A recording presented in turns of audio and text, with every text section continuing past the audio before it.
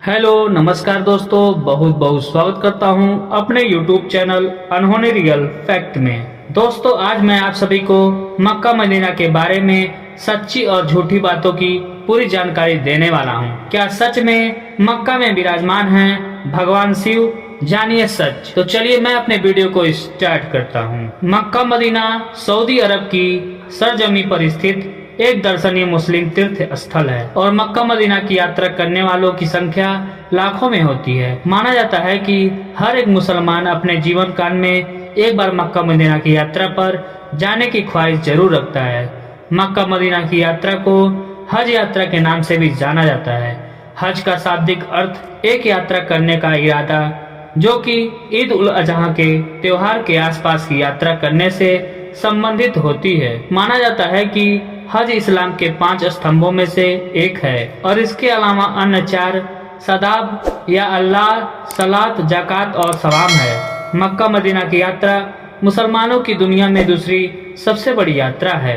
Mecca Medina यात्रा में Medina पर्यटन सऊदी अरब के रेगिस्तान में स्थित है।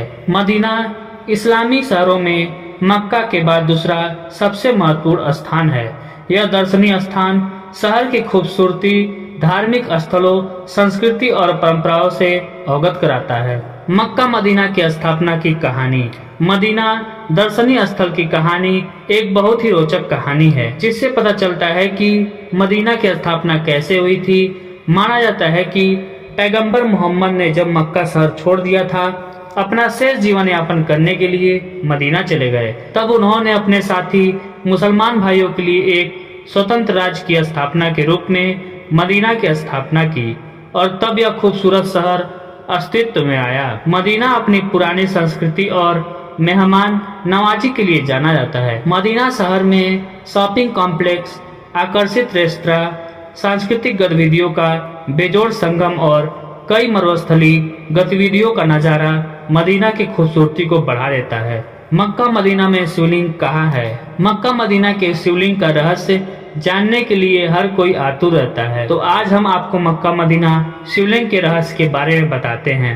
दरअसल कुछ समय पहले भगवान शिव के एक शिवलिंग की तस्वीर सोशल मीडिया पर वायरल हो रही थी, जिसके बारे में बताया जा रहा था कि शिवलिंग मक्का मदीना के एक गुफा में स्थित है। लेकिन जब इसके बारे में पता किया गया तो इसके रहस्य से पर्दाफाश हुआ। दरअसल शिवलिंग की यह तस्वीर राजस्थान के विराटनगर की है, जो कि उदयपुर से लगभग 90 किलोमीटर की दूरी पर स्थित है। आपकी जानकारी के लिए बता दें कि मक्का मदीना में कोई शिवलिंग नहीं है। मक्का से मदीना की दूरी। मक्का मदीना सुनने में ऐसा लगता है जैसे यह एक ही स्थान है, लेकिन वास्तविकता इससे बिल्कुल अलग है, क्योंकि मक्का और मदीना सऊदी अरब में स्थित 2 अलग अलग धार्मिक स्थान हैं, जिनके बीच की दूरी लगभग 453 किलोमीटर है। मक्का मदीना की हज यात्रा के नियम।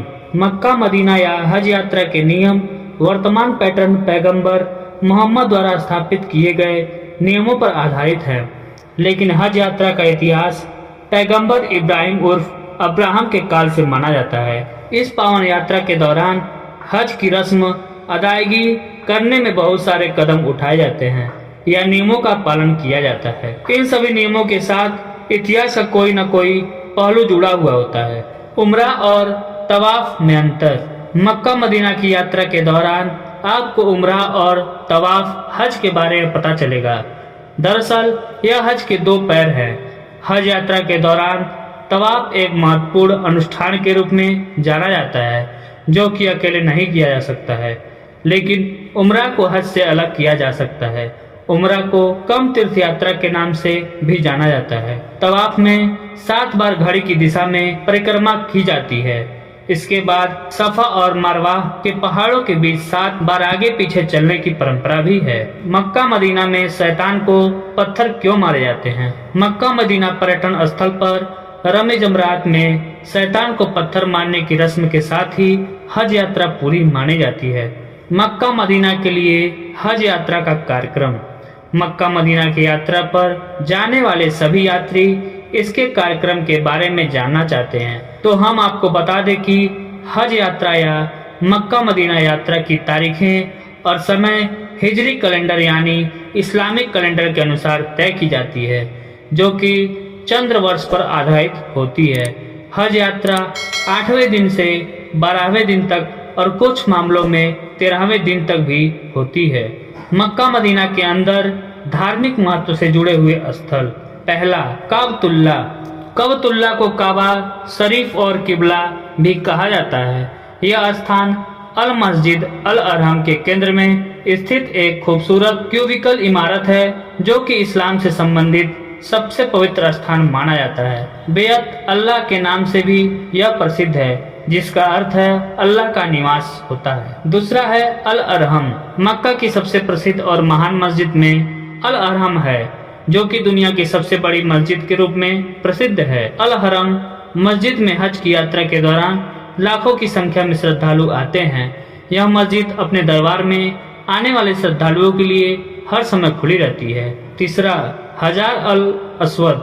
हजार अल अस्वद मक्का मदीना यात्रा में खास जगह है, जिसे काला पत्थर के नाम से भी जाना जाता है। हजार अल अस्वद के बारे में कहा जाता है कि काबा के निर्माण के समय स्वर्गदूत ग्रेबियल द्वारा इसे पृथ्वी पर लाया गया था। चौथा, मक्का ए इब्राहिम। मक्का ए इब्राहिम दर्शनीय स्थल काबा से थोड़ी दूर पर स्थित एक छोटा सा खंड है, जो कि मक्का मदीना यात्रा के दौरान आकर्षण का केंद्र होता है। पैगंबर इब्राहिम द्वारा काबा के निर्माण की नींव रखते समय कांच का खूबसूरत पत्थर रखा था। इस पत्थर में आज भी उनके पैरों के निशान देखे जा सकते हैं। माना जाता है कि इस स्थान पर की गई प्रार्थना या दुआ कबूल की जाती है। पांचवा, हिज्र ए इस्माइल।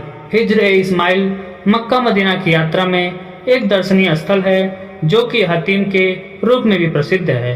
यह एक सफेद रंग की अर्धवृत्ताकार संगमरमर की दीवार है। इस स्थान के पास ही पैगंबर इब्राहिम ने अपनी पत्नी और पुत्र के लिए निवास स्थान का निर्माण किया था।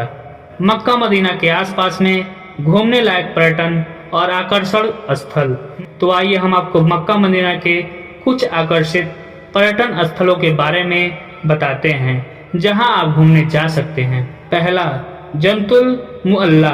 मक्का मदीना की यात्रा के दौरान आप यहां के प्रमुख आकर्षण में शामिल जन्नतुल मुअल्ला भी घूम सकते हैं, जो कि अल हजुन के नाम से भी प्रसिद्ध है। यह एक पवित्र और प्रसिद्ध कब्रिस्तान है।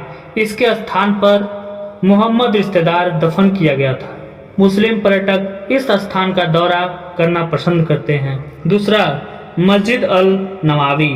मक्का मदीना का एक और खूबसूरत स्थान मस्जिद अल नवावी इस्लाम द्वारा दूसरा सबसे पवित्र स्थल माना जाता है। मदीना पर्यटन स्थल में स्थित मस्जिद अल नवावी मोहम्मद का निवास स्थान था। कहते हैं जब वह अपने प्रवास के बाद मदीना में ठहरे थे। तीसरा, मस्जिद ए आयशा। मक्का पर्यटन स्थल में दूसरी सबसे बड़ी मस्जिद ए आयशा है। यह मस्जिद मुजदलिफा मार्ग पर स्थित है और यहीं से तीर्थयात्री इहराम राज्य में जाते हैं। चौथा, जबल ए नूर। मक्का मदीना यात्रा में मक्का से कुछ ही दूर पर एक पहाड़ी के ऊपर हीरा की गुफा है। माना जाता है कि इस स्थान पर पैगंबर मोहम्मद कभी कभी प्रार्थना और ध्यान करने के लिए इस स्थान पर जाते थे। कहते हैं कि यह वही गुफा है जहां पर उन्होंने अपना पहला रहस्योद्घाटन प्राप्त किया था। पांचवा, जबाल ए सूर। जबाल ए सूर पर्वत पर स्थित एक ऐसी गुफा है जहां पैगंबर मोहम्मद ने 3 दिनों तक समय व्यतीत किया। यह गुफा थाउर में स्थित है। मक्का मदीना की यात्रा पर आने वाले पर्यटक इस स्थान पर भी घूमने के लिए जाते हैं। छठवां, मस्जिद अल जिन। मक्का मदीना में स्थित मस्जिद अल जिन मस्जिद एक खूबसूरत दर्शनीय स्थल है। माना जाता है कि जिन के एक समूह ने इस स्थान पर पैगंबर मोहम्मद से कुरान का पाठ सुना था, लेकिन उन्होंने बाद में इसे सुनना बंद करके इस्लाम धर्म को अपना लिया। सातवां, जबल अल रहमा।